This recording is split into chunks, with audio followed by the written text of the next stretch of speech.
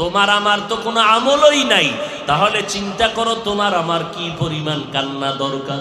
আবু বকর একটা বকরির বাচ্চাটারে ধইরা কয়, বকরির বাচ্চাটা তোর কপাল ভালো, আমি আবু বকরের বড় বিপদ আছে কপালে, কারণ তুই বড় হবি, তোরে জবাই কইরা দেশের মানুষ খাইয়া এবাদাতে দাঁড়াবে, শক্তি অর্জন হবে।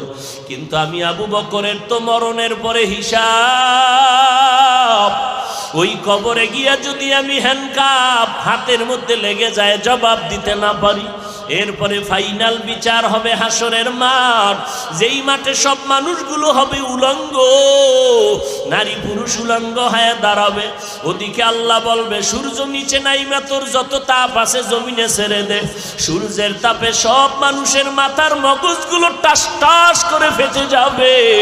অপরদিকে জাহান্নামের আওয়াজ, জাহান্নাম বলবে, আল্লাহ বেনামাজি আর গুনাহগার গুলো